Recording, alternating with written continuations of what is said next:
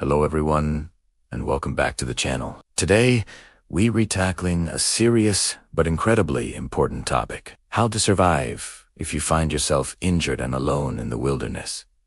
This isn't about being a superhero. It's about being smart, calm, and making the right decisions to get you back to safety. The first few moments after an injury are absolutely critical. It's so easy to panic, but panic is your worst enemy. It clouds your judgment and wastes precious energy. So, the very first thing you need to do is stop.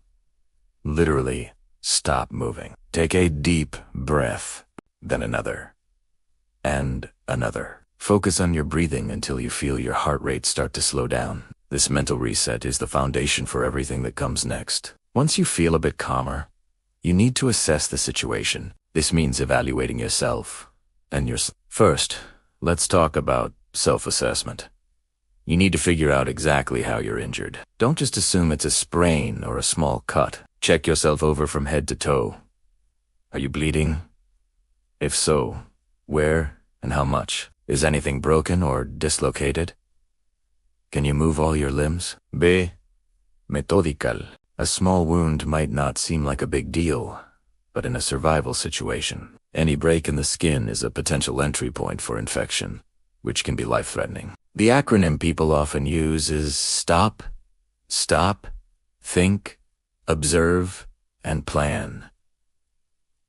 You've stopped, and you're starting to think. Now it's time to observe your injuries carefully. If you're bleeding, applying direct pressure is your #1 priority. Use anything you have, a piece of your shirt, a bandana, even just your hand. Press firmly on the wound. If the bleeding is severe and won't stop with pressure, you may need to consider a tourniquet, but this is an absolute last resort. A tourniquet cuts off all blood flow and can cause you to lose the limb. Only use one if you are certain the bleeding is life-threatening and you can't stop it any other way. After you've addressed any immediate life threats like severe bleeding, you need to deal with other injuries.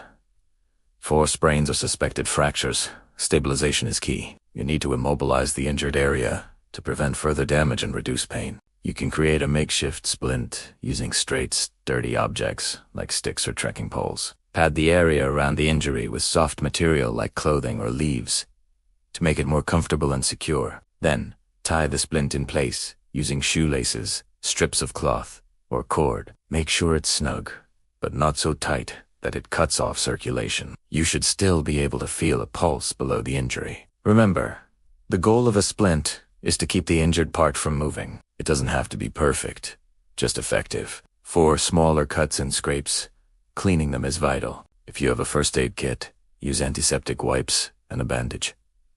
If you don't, clean water is your next best option. Never use water from a stagnant pond or puddle, as it's likely full of bacteria. If you can, boil water first, let it cool, and then use it to gently rinse the wound. Keeping wounds clean is a continuous process.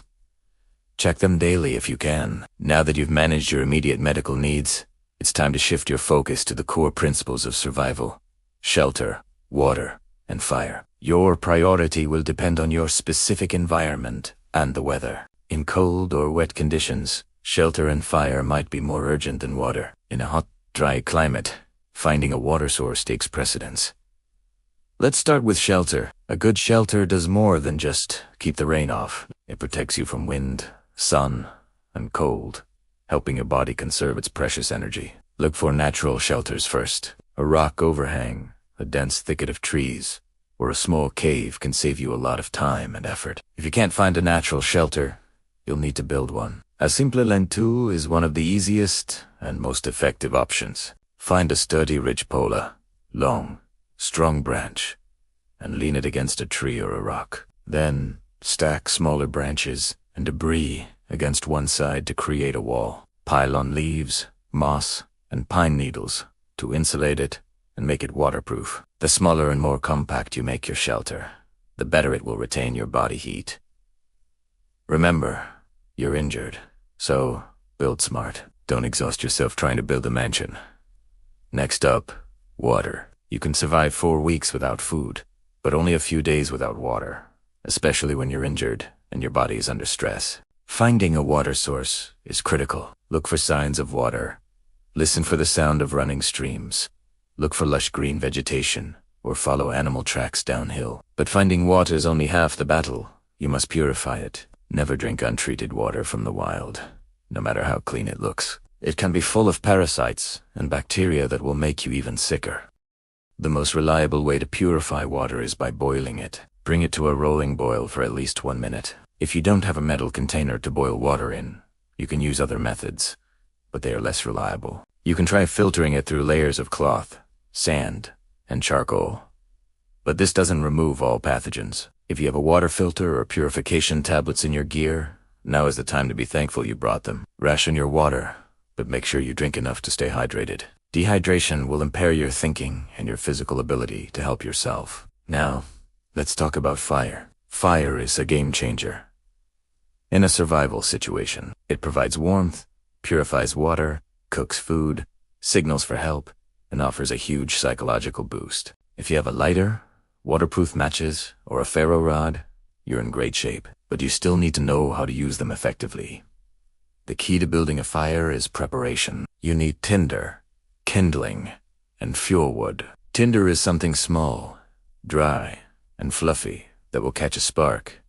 Is other things like cotton balls, dry lint, birch bark, or finely shredded wood shavings. Kindling is pencil-sized sticks that will catch fire from the tinder. Fuel wood is the larger logs that will sustain the fire. Collect much more of all three than you think you'll need, especially if it's damp. Arrange your tinder in a small pile.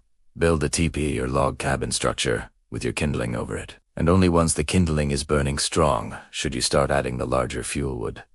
Protect your fire from wind and rain. A small rock wall or digging a shallow pit can help. Practice your fire-making skills before you ever need them. It's one of the most important things you can learn. Once you have shelter, water, and fire sorted, you need to think about signaling for help. Your goal is to be found. The universal signal for distress is a series of three whistle blasts. 3 flashes of light, 3 fires in a triangle. Use a whistle if you have one. It carries much farther than your voice and uses less energy. A signal mirror or any reflective surface can be used to flash at passing aircraft or distant searchers. At night, a fire is your best signal. Try to make it produce a lot of smoke during the day by adding green leaves or damp wood. You can also create large ground signals. Lay out rocks or branches to spell SOS, or make a large X in an open clearing where it will be visible from the air. Make it as large and as contrasting with the ground as possible. Stay put. It's tempting to try and walk out, especially when you feel desperate. But if you're injured, moving can make your injury worse and uses up vital energy. It also makes it much harder for rescuers to find you. People will be looking for you near your last known location. If you move, you're a moving target. The best strategy is to stay in one place and focus all your energy on making that location as visible and as livable as possible. Finally, let's talk about the mental game of survival.